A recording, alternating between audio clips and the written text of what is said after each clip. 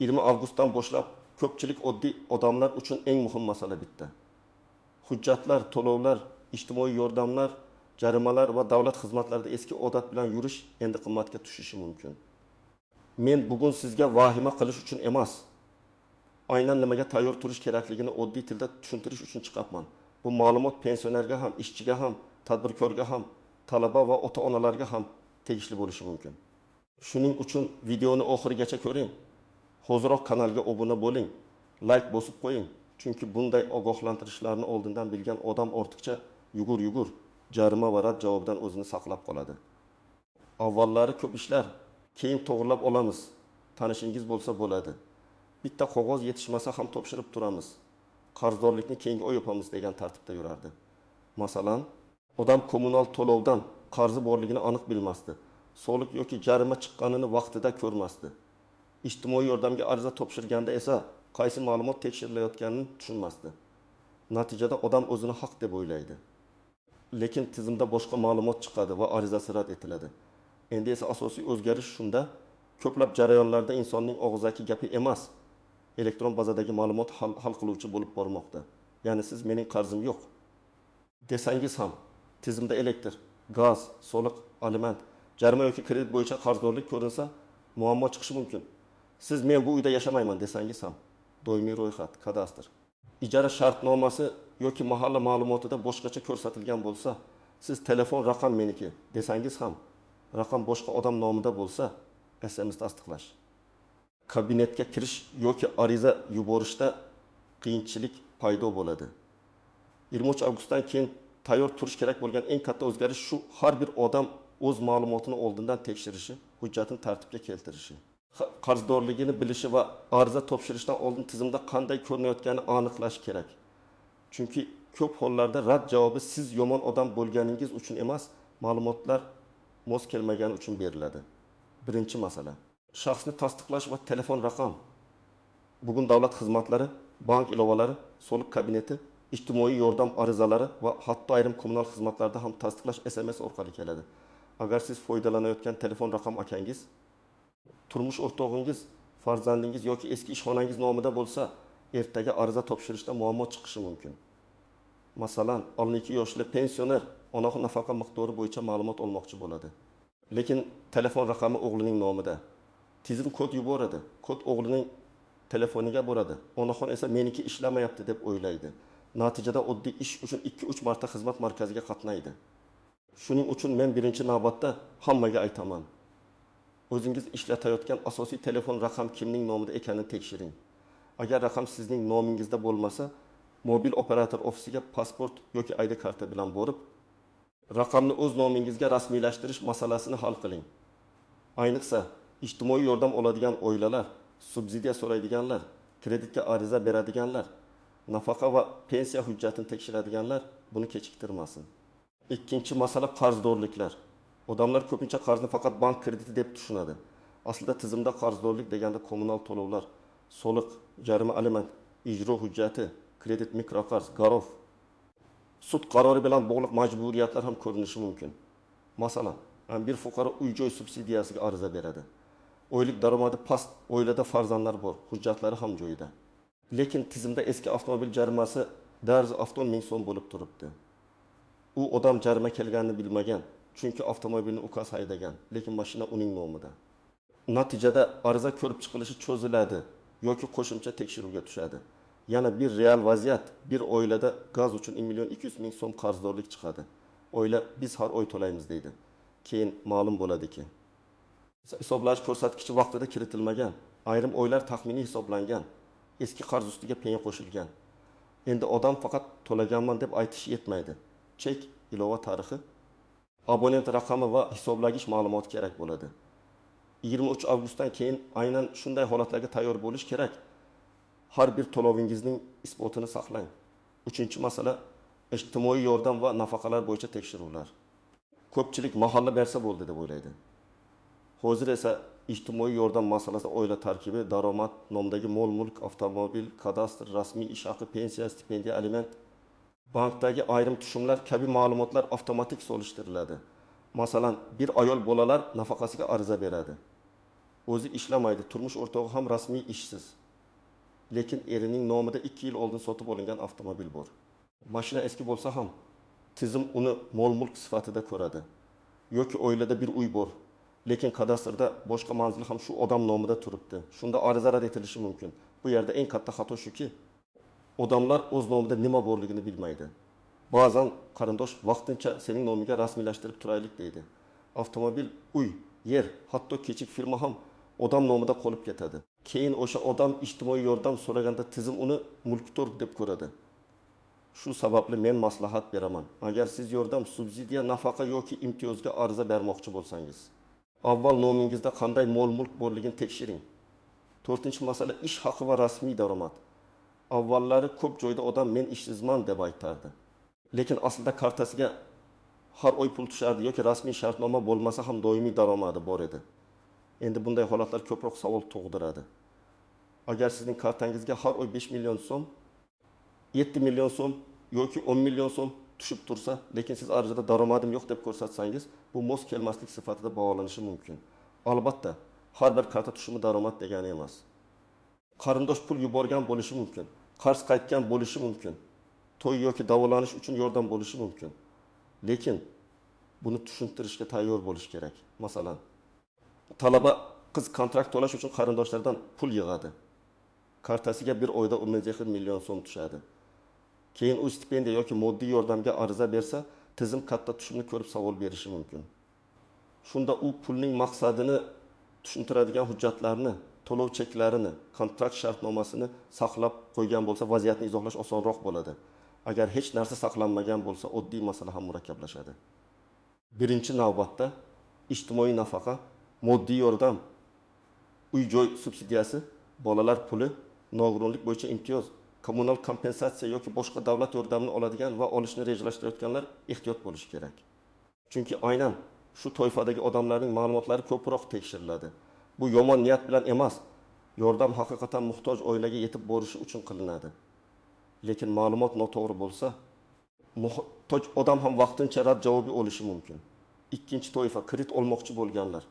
Banklar endi faqat oylikka emas, kredit tarixi, mavjud qarzlar, kechikkan to'lovlar, boshqa banklardagi majburiyatlar, hatto kafillik holatlariga ham qaraydi. Masalan, siz o'zingiz kredit olmagansiz, lekin 3 yil oldin do'stingizga kafil bo'lgansiz. Do'stingiz kreditni kechiktirgan. Endi siz kreditga borsangiz, bank sizda xavf bor deb chiqishi mumkin. Shuning uchun men qarz olmaganman degan gap yetmaydi. Men kafil bo'lmaganmanmi? Nomimga majburiyat chiqmaganmi? degan savolni ham tekshirish kerak. Uchinchi toifa tadbirkorlar va o'zini o'zi band qilganlar. Agar siz xizmat ko'rsatsangiz, onlayn savdo qilsangiz, ustachilik, tikuvchilik, taksi yetkazib berish, repertorlik, go'zallik xizmati bilan shug'ullansangiz, tushumlaringiz, cheklar, shartnomalar va soliq holatingizni tartibga keltiring. Bugun kichik ko'rinadigan tartibsizlik ertaga katta muammo bo'lishi mumkin. Masalan, usta bir oyda 2 ta mijozdan kartaga pul oladi, lekin hech qanday izoh yozilmaydi. Keyin bank yoki soliq tomonidan savol bo'lsa, u har bir tushum nimaga kelganini tushuntirishga qiynaladi. Agar sizning hujjatlaringiz joyida bo'lsa, telefon raqamingiz o'z nomingizda bo'lsa, kommunal to'lovlaringiz va jarimalaringizni muntazam tekshirib tursangiz, kreditlaringizni kechiktirmasangiz, arizalarda to'g'ri ma'lumot bersangiz, ortiqcha qo'rqishingiz shart emas. O'zgarishning maqsadi oddiy odamni qiynash emas, tartibni kuchaytirish. Lekin tartib kuchaysa, beparvolik ham qimmatga tushadi. Shu farqni tushunish kerak. Eng ko'p uchraydigan tuzoq ro'yxat va haqiqiy yashash joyi mos kelmasligi.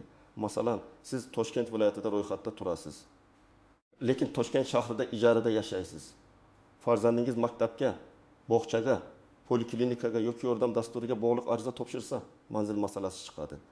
Agar ijara shartnomasi rasmiy bo'lmasa, siz haqiqatan u yerda yashayotganingizni isbotlash qiyinlashadi.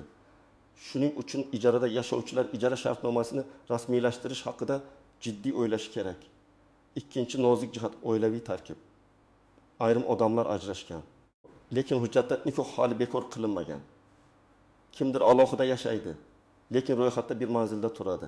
Kimdir farzandni qarindoshnikida qoldirgan, lekin rasmiy vasiylik yo'q. Ijtimoiy yordamda esa oilaning tarkibi juda muhim. Agar tizim sizni bir oilada deb ko'rsa, daromad ham, mulk ham birga hisoblanishi mumkin. Shu sababli ajrashish, aliment, vasiylik, doimiy yoki vaqtinchalik ro'yxat kabi hujjatlar haqiqatga mos bo'lishi kerak. 3-nozik jihat. Eski jarimalar va ijro hujjatlari. Odamlar ko'pincha jarimani unutadi. Masalan, 2022-yildagi yo'l harakati qoidabuzarligi, 2022 yildagi sud xarajati, eski soliq qarzi yoki aliment bo'yicha kechikish birdan tizimda ko'rinib qolishi mumkin. Eng yomoni, bu qarz ustiga vaqt o'tishi bilan qo'shimcha xarajatlar qo'shilgan bo'lishi mumkin. Shuning uchun menga hech kim aytmadi degan gap amalda sizni muammodan qutqarmaydi. Hozir har bir fuqaro o'z holatini vaqti bilan tekshirish kerak. 4-nozik jihat, karta orqali begona pul aylantirish.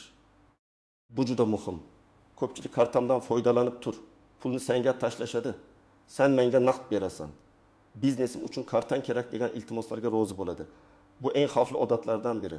Chunki ertaga pul qayerdan kelgani, nima uchun kelgani, kimga ketgani bo'yicha savol tug'ilsa, karta egasi javob beradi. Agar sizning kartangiz orqali bir oyda 50 million so'm aylanib, siz esa rasmiy ravishda ishsiz bo'lsangiz, tizimda bu albatta savol tug'diradi.